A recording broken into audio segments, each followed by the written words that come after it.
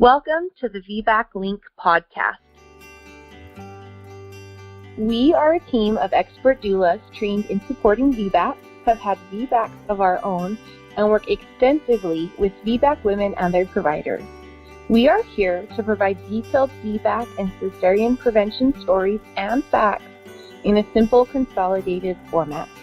When we were moms preparing to VBAC, it was stories and information like we will be sharing in this podcast that helped fine-tune our intuition and build confidence in our birth preparations. We hope this does the same for you. To hear more about us and to hear our individual VBAC stories, be sure to check out episodes 1, 2, and 3. The purpose of this podcast is to educate and inform. It is not meant to replace advice from any other qualified medical professional. Hey, did you guys know that we have a VBAC shop? Well, in case you didn't, now you do. Head over to our website and check out the shop. Right now, we have a PDF ready for you. It is something that is going to help you on your journey to VBAC. It has wonderful information like how to find a good provider, what questions to ask, how to find a doula, what questions to ask your doula, the risks of VBAC, etc., etc. You guys, we are so excited to be offering you this shop. We want to know, what do you guys want to see in this shop? What templates do you want? What printouts do you want? We are thinking of getting a necklace right now, a VBAC necklace that is maybe stamped and says, why we VBAC, or VBAC Mama. Tell us what you think. What do you want to see in the shop? What can we bring to you? Write us on social media, Facebook, Instagram, on our website, utahvbaclink.com, or at our email, info@utahvbaclink.com. We are excited to bring this shop to you, and we cannot wait to fill it with an amazing resource, tools, swag, and we know you are wanting the manual. We know you guys want that manual, and we promise it is coming. Keep hanging tight. We are excited for the day that we're going to be able to announce it for you. It is coming soon. We promise. Let us know what we can bring to you. Good morning, everybody. Welcome to episode 22. We have with you today our friend. She contacted us on Instagram. Her name is Diana, and she is from Washington, and we cannot wait to hear her story. You guys, we talk about big babies all the time. I'm sure you're just hearing it in all these episodes. It seems to be a trend, but let me tell you what. She's the biggest baby. She's had the biggest baby that we've heard of so far. So you will want to stick around and hear just how big this baby was. Megan is not lying. This baby is huge. That's something that I love so much is, yeah, she had a big baby, but look at what she did. So I love it, and we can't wait to hear your story, Diana. So without further ado, why don't we turn the time over to you? All right, thank you. I'm excited to be here. I'm a person that has always been really, really interested in home birth for whatever reason. I was born in a really conventional way in a hospital, with doctors and anesthesia and that kind of thing, but somewhere in my psyche, like home birth has always been something that has been really important to me and that really intrigued me and resonated with me on a really deep level. So when I became pregnant with my first baby, I planned a home birth, found some local home birth midwives, and had a very easy, uneventful first pregnancy. I really had no morning sickness. I didn't have any physical issues at all.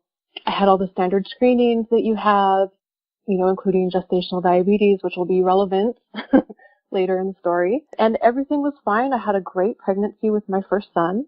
As I approached the end of that pregnancy, I started to feel really, really uncomfortable. Like all of my internal organs were being smashed and like I couldn't walk very well. And I just felt huge. But I kind of just thought well, this is what you feel like at the end of pregnancy. I didn't know any different. It was my very first baby.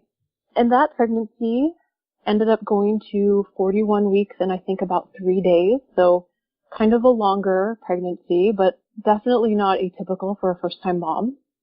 And the day that I went into labor, I was so excited. I was so happy. This was an experience that I really wanted to have. And I really welcomed the feelings, the sensations of labor as they came on. Like when I started to really believe it, like, oh, this is really happening. This is definitely labor. It was just so exciting, and I was so happy about it. It was really a beautiful thing. So labor that day began like in the morning, like around 8 or 9 a.m. and I kind of labored, kind of slow build up through the day. And by about 7 p.m. that night, it got to the point where I felt like I needed to call my doula. So my doula came over around 8, and I had a really great consistent labor pattern. I felt really good. I felt, like I was working really hard, but it was totally doable. We had rented a tub, and I got into the labor tub as soon as I could, and that really, really helped me. It was kind of the only place that I felt comfortable. And then my midwife came over probably around 9 or 10 p.m., and I think she checked me at that point, and I was around 6 or 7 centimeters dilated, so definitely in active labor. And the rest of the night is really a blur. It's really hard to describe labor, as I'm sure you two know, because there's a bit of a time warp that happens, but I'll do my best here. It's like you don't know how many hours you did one thing or in what position or what, but I labored all night, and really hard labor too. And it was very intense. And at some time in the morning, like I want to say, the sun had risen. It was like maybe 8. This was the dead of winter in Seattle, by the way, so the sun doesn't rise here until like 8 or 9 a.m. in February. So it's around that time. I had been fully opened, fully dilated for a while, but there was something really strange going on. And even though I was a first-time mom, I could sense that something was strange. And what I could feel was my son was like very high up in my ribs. Like imagine that feeling of kicking and little fists punching you, but like really high up in your ribs, right under your lungs. I felt that, and I could tell he wasn't descended into my pelvis at all, even though my body had been doing this really hard work to open completely. He wasn't coming down. That was something that I could tell, even though I was a first-time mom and I had never done this before. Wow. And intuition. So it had been, I could just tell something was off, and it had been, I guess a day and a half of labor at this point, which is a long time, but not crazy long, but it was a long time. And my midwife asked me if I wanted to transfer at that point. I think everybody else on my team was pretty tired. I agreed to do it, and even in this moment, I'm not totally sure why. I don't really know if it was intuition or if it was that I was very suggestible, but I agreed to transfer. We had talked about a transfer plan ahead of time, and so we knew where we were going to go, and my midwife had a relationship with the nurses at the hospital where we had talked about transferring if we needed to, so that gave me a little bit of comfort. So we transferred in the morning, after about a bit over 24 hours of labor. And like many laboring women say that, that ride in the car when you're like, in transition and just about to have your baby is like literally the worst thing in the world. So hard. But I got there, and, I'm going to be really honest about my experience. I won't be like graphic or scary. I know that a lot of people have very positive hospital experiences and have positive even C-section experiences in the hospital. And I'm just going to be honest about my own experience, but I won't say it in a way, hopefully, that freaks anyone out. But my own experience was once I got there, I was very much a number and not a person. And there was no consent to anything that happened to me. I was given an epidural, and I didn't ask for it. I didn't want it. And to be honest, I really wasn't in any place where I could advocate for myself. I was in like transition type labor where I couldn't speak. There's nothing that I could do. They gave me an epidural, and at that point I was completely numb from the chest down and couldn't move, but at least I, could rest. So I rested. And then what proceeded to happen was my water was broken, and I was given, external monitors, and then they gave me Pitocin, which is so bizarre to me because I was in full-blown active labor. Like, they did not need to give me Pitocin. That's just crazy. I realize all of this in retrospect, but at the time I didn't fully comprehend what was happening to my body. I was just trying to survive it. And then, as we know, Pitocin does affect heart tones in babies. It can be really hard on babies' heart rate. Yeah. And my son started to have a really irregular, scary heart rate. And at that point, they screwed in, it's hard for me to even say it, but they screwed in an electronic heart rate monitor on his scalp. So I just had like the whole shebang, you know, like literally everything that the hospital can throw at you was given to me. I got it all. I got it all, yeah.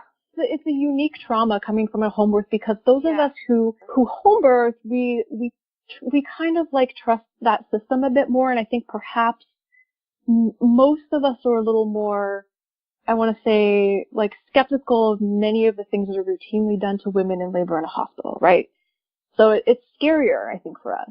And it certainly was for me. And you know, I didn't know anyone there. I'd literally never seen anyone. I don't think that anyone at this particular hospital meant me any harm. I think they were doing their job. You know, I'm not angry about it really. It just was an experience that was really awful. It was awful. And after only about, I want to say like 15 to 20 minutes, maybe a half hour on the Pitocin, suddenly there was this flurry of activity and a rush of people ran into my room and they said, "You're having a C-section right now." No one told me why. I only pieced together later. Yeah, I only pieced together later that it was obviously he was having heart decelerations, but no one even told me. And I looked at the doctor and, you know, I had taken birth preparation classes and I had been, you know, taught to say certain things like, you know, can we have a minute to talk about this? Is that possible? And I said that and they literally said, "No, you can't talk about it. We're taking you back right now." Oh my God. So I was separated from my husband, my doula. They didn't let your husband go back? Not at that point. They did later, but not like they rushed me out of the room. It was awful, but you know, here's where I kind of want to throw like a big shout out to doulas because I even knew in that moment, like doulas really serve the whole family, right? And my doula, even though I was separated from her, she was with my partner. And I know in that moment where, you know, my partner was probably thinking, "Oh my God, Diana's going to die. My baby's going to die. I don't know what's happening." I know she was giving him support with him. He wasn't alone, you know, in this experience. And I'm so grateful for that. Like, thank you guys. That is so important. That's just amazing.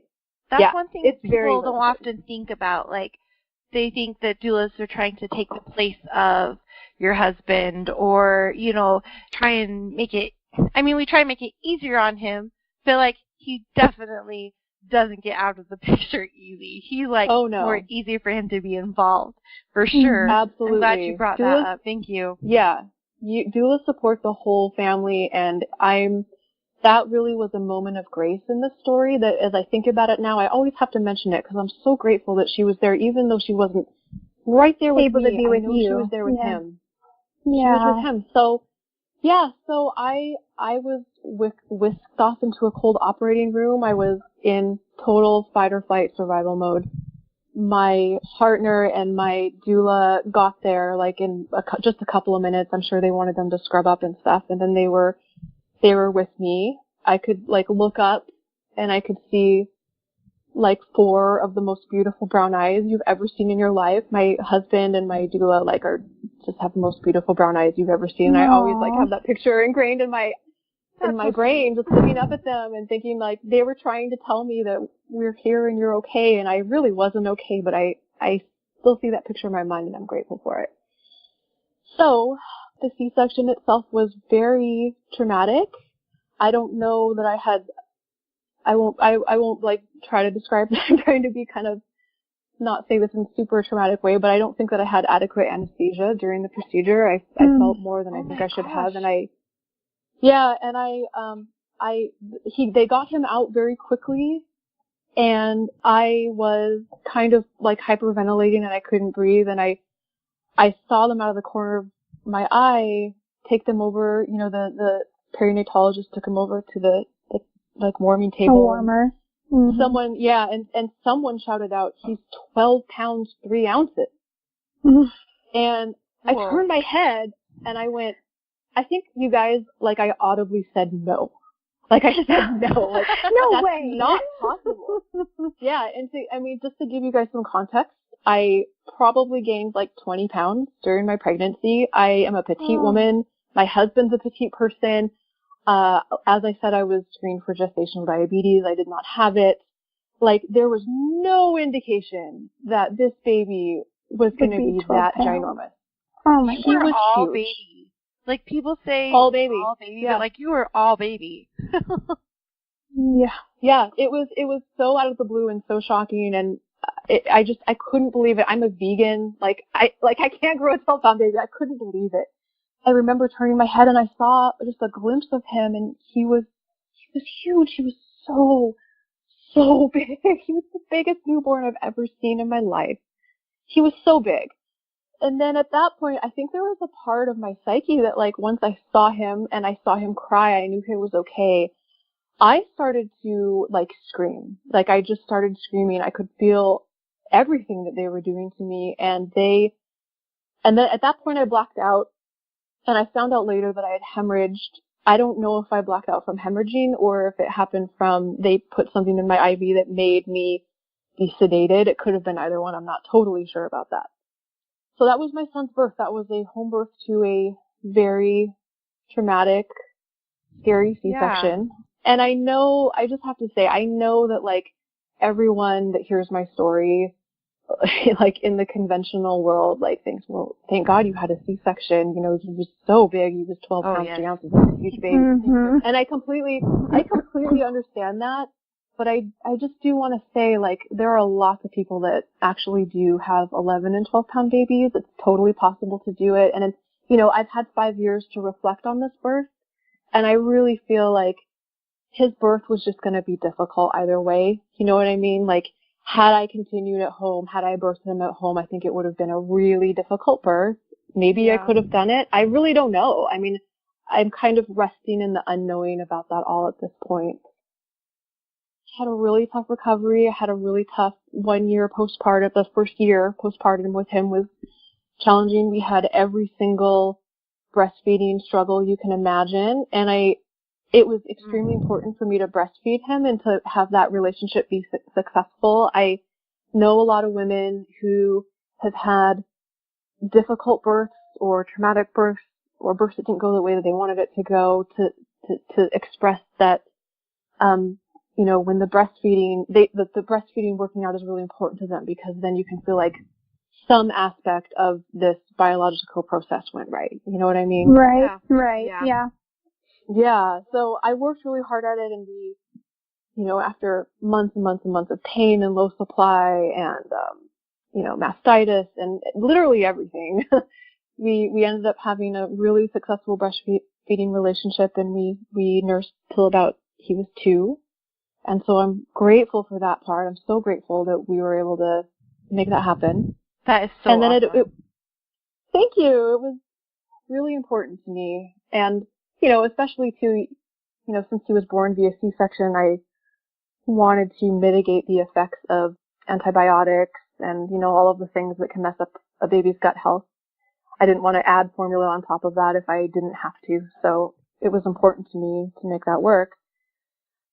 But right around the time that we weaned, I found out I was pregnant, and it was a total shock to be pregnant again. We had been actively trying to prevent pregnancy.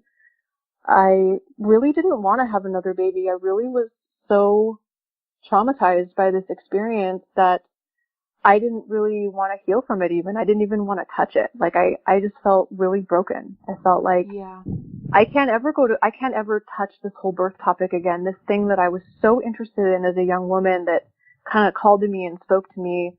I just felt like it was not something that I could ever touch again. But then, you know, I found myself with a second pregnancy, and, you know, in my heart, I knew that I wanted this child. I just knew that I wanted him. And I knew enough about VBAC laws to know that, you know, this varies state by state, and I'm sure that you talk about this on your podcast, but in the state where I live, I knew that I would have some restrictions about who could attend my birth, where I could birth, and what that would look like as a VBAC mom.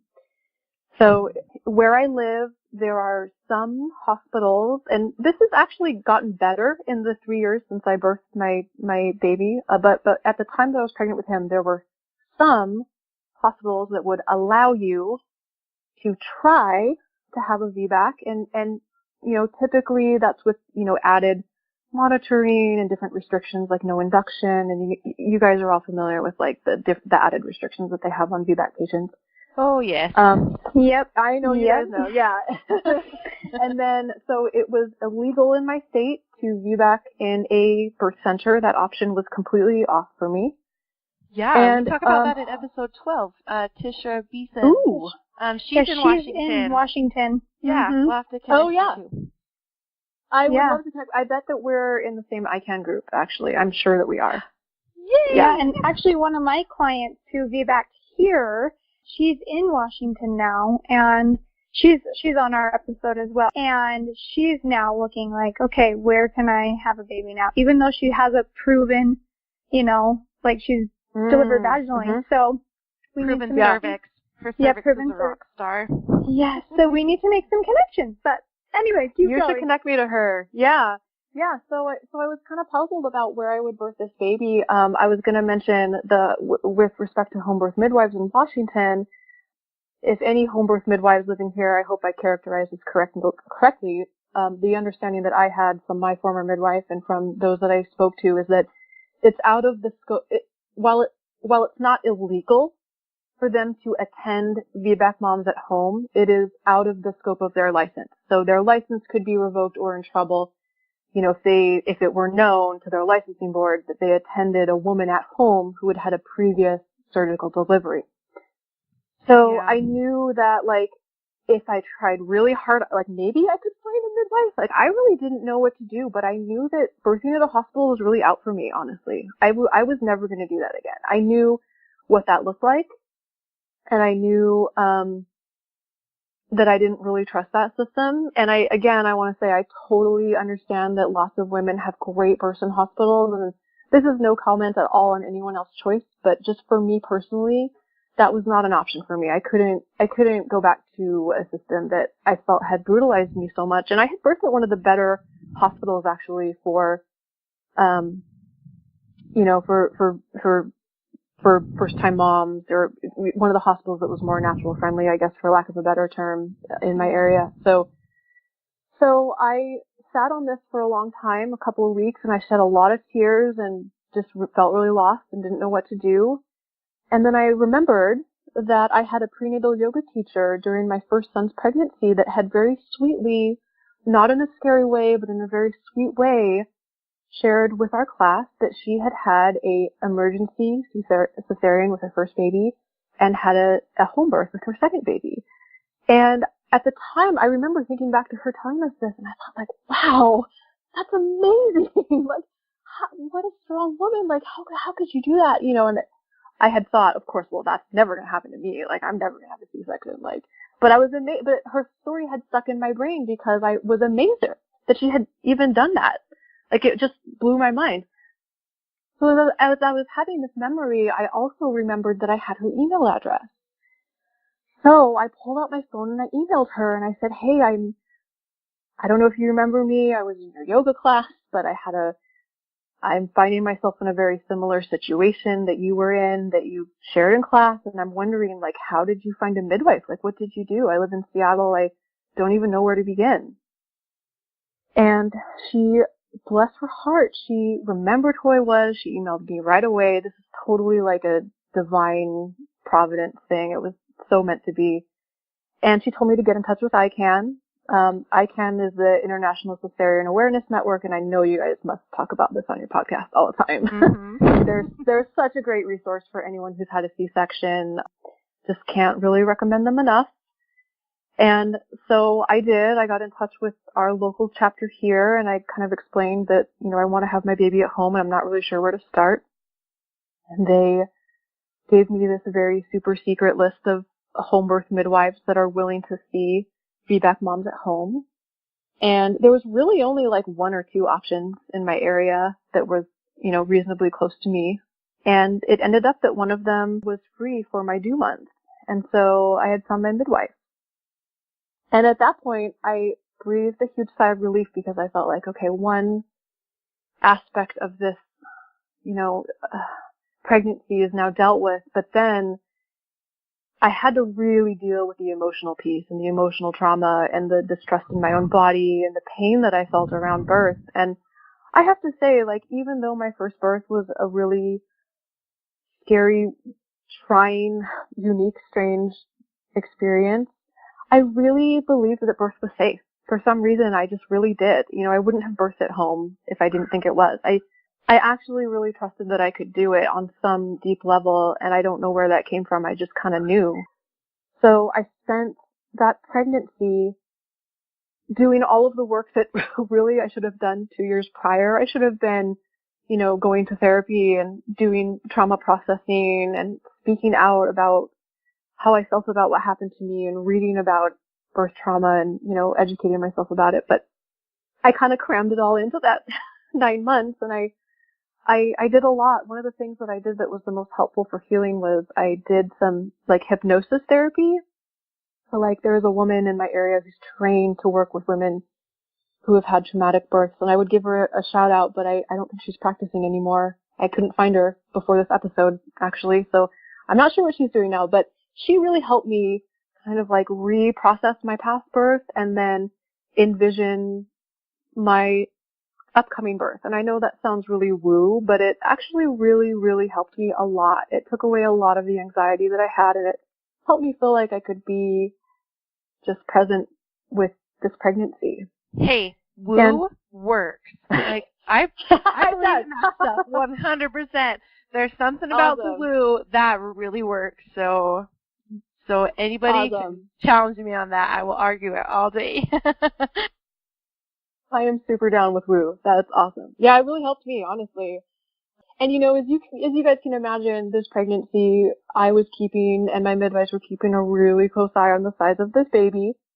And I really, to be totally honest, I truly let go of the end outcome. Cause like, I just took it day by day, and I was like, if I get to 37, 38, 39 weeks and it looks and feels like I'm having another 12-pound-and-a-half baby, like, I'm going to have to be okay with having a C-section perhaps, because I really didn't know what was going to happen. They say that second babies are bigger, and that's what people told me at least, and I really didn't know. I just took it day by day. And day by day, at every midwife appointment, every time all evidence pointed to this being a very average sized baby.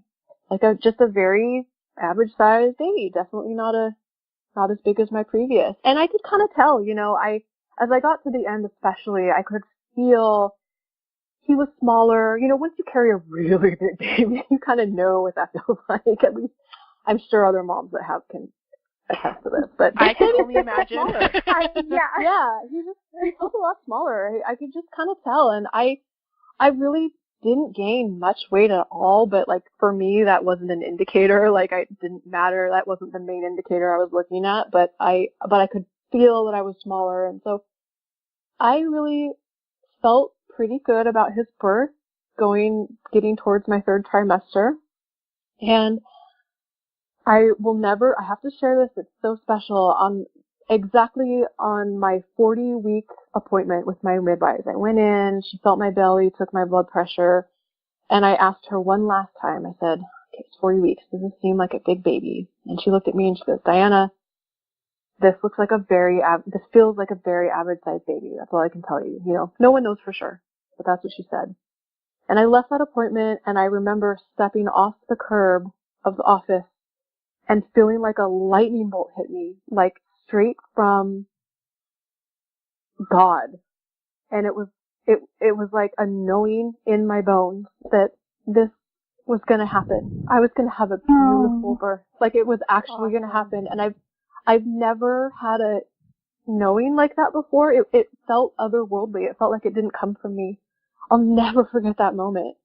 And I went home in total peace, just total peace. I woke up that very night. That is such a good place to be in. I remember I had a moment like that in my third pregnancy. The pregnancy was traumatic, but that's a whole nother story. But I remember the day that my mind was freed and that I had, you know, healing and confirmation, and man, that's just an incredible feeling to have, especially going into it like you were coming into it. Like, I'm so happy to hear that you experienced that too, because it's just so magical. I wish that for everyone. Yeah. yes. Yeah, so I woke up that very night, right at 40 weeks pregnant, at around 2 a.m. in labor, like hard labor, like a contraction jolted me out of bed. I knew exactly what was going on. And it was like this labor started like 12 hours into my first labor, if that makes sense. Like all of the lead up didn't happen. It just kind of started, bam, labor was happening really fast right away. It was a totally different labor pattern, completely different experience.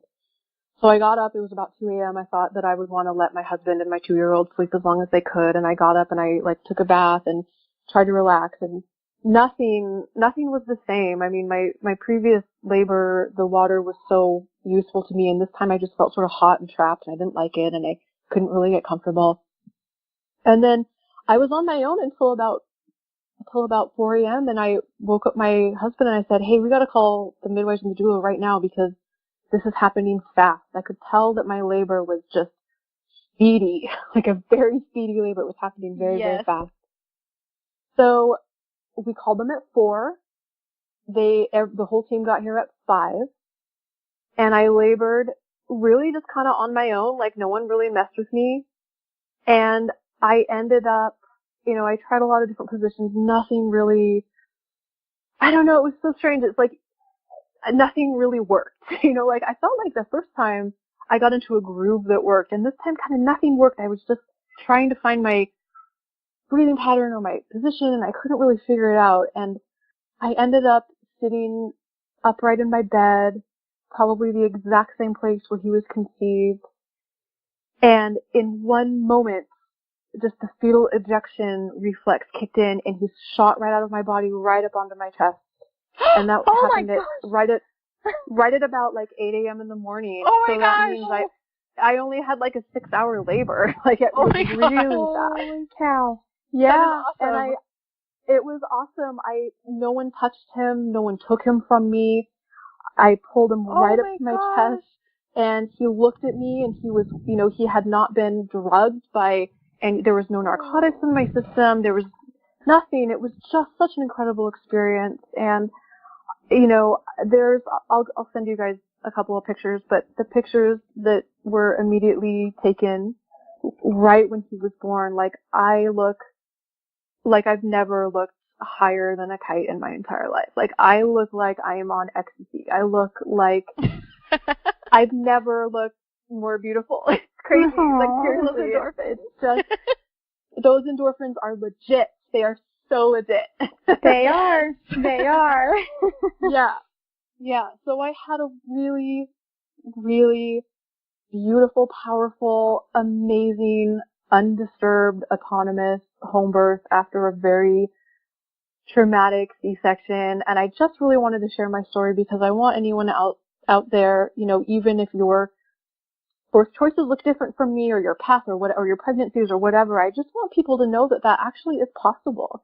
I actually don't even credit myself too much with having a great second birth because I really think it was my son. I really think that he wanted to be born in a certain way. I think that he kind of gave me this beautiful experience, if that makes sense. I don't really know that I can take too much credit for it, honestly.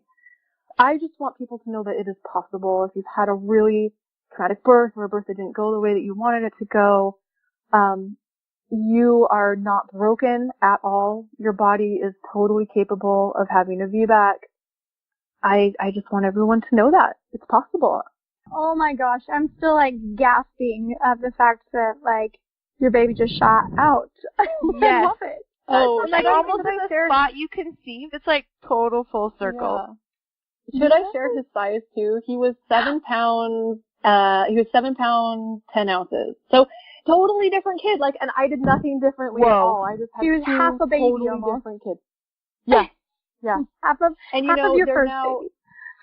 Yeah, they're now 2 and 5, and they're just like literally totally different people. My 5-year-old, my 12-pound baby, he's super tall, just a big person. That's just who he is. And my other one is just a smaller person. It's just so interesting. They're their own unique humans from day one. Yep. Awesome. That is so awesome.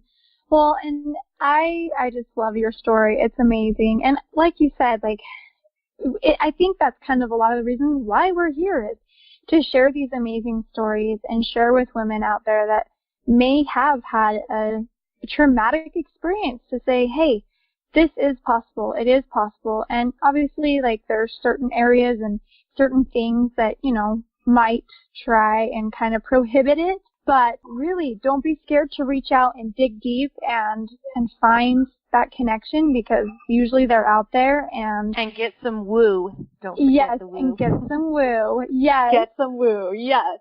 Yes. Yes. And today I really wanted to share a book that we were contacted, and Julie actually has the book at her house right now. And I'm a book hog. And yes, and I know, Diana, you said you have that book as well, which is so awesome. So the book is called How to Heal a Bad Birth. And I think that really it's probably good for everybody. And it's for both women and partners, because there are so many sections in there that talk about how to heal and how to process and everything. So I just kind of wanted to read a little bit from the back, and then I wanted to let you guys know we will have the link to this book where you can get this book on the show notes, and we will also have it on our blog. So that's utahvbaclink.com/blog. If you want to go check out this book, definitely head over to our website and we will have that link for you. On the back, it talks about what the book offers. It talks about exploring and processing the emotional impact of your birth, strengthening the relationship with you and your partner. And I think that's also a really important thing is, like you said, for the first birth, you personally had a traumatic experience, and your partner, although he did have, your doula right by his side, your partner very well could have also experienced trauma as well. And so I think that it's good for people to know that, process the trauma with you and your partners and learn how to strengthen that relationship. And then she talks about reconnecting with your child and how to deal with feelings such as failure or guilt or sadness or anger, and how to really begin to plan for a better birth the next time. So we just are so excited about this book, and we hope that everyone can go grab that. I'm trying to think. I'm probably going to totally botch the last name, but it was written by Melissa Bruin and Debbie Gold.